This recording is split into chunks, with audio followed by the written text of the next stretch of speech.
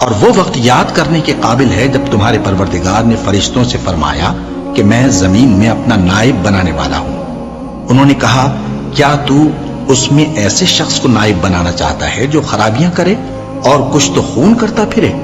اور ہم تیری تعریف کے ساتھ تسبیح و تقدیس کرتے رہتے ہیں۔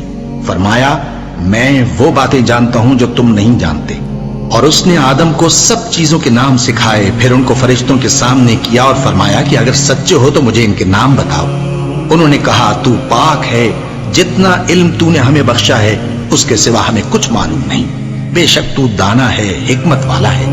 تب اللہ نے آدم کو حکم دیا کہ آدم تم ان کو ان چیزوں کے نام بتاؤ۔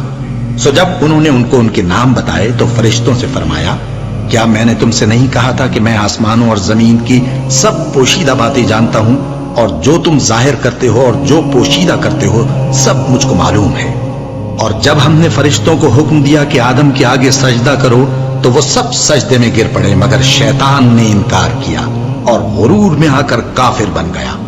اور ہم نے کہا کہ اے آدم تم اور تمہاری بیوی بہشت میں رہو اور جہاں سے چاہو بے روک ٹوک کھاؤ پیو، لیکن اس درخت کے پاس نہ جانا نہیں تو ظالموں میں ہو جاؤ گے۔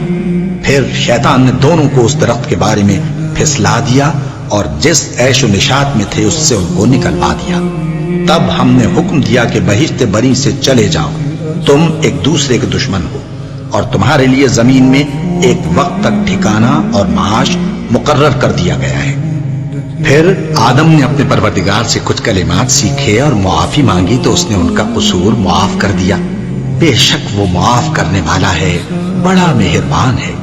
ہم نے فرمایا کہ تم سب یہاں سے اتر جاؤ، جب تمہارے پاس میری طرف سے ہدایت پہنچے تو اس کی پیروی کرنا کہ جنہوں نے میری ہدایت کی پیروی کی ان کو نہ کچھ خوف ہوگا اور نہ وہ غمناک ہوں گے، اور جنہوں نے اس کو قبول نہ کیا اور ہماری آیتوں کو جھٹلایا وہ دوزخ میں جانے والے ہیں اور وہ ہمیشہ اس میں رہیں گے۔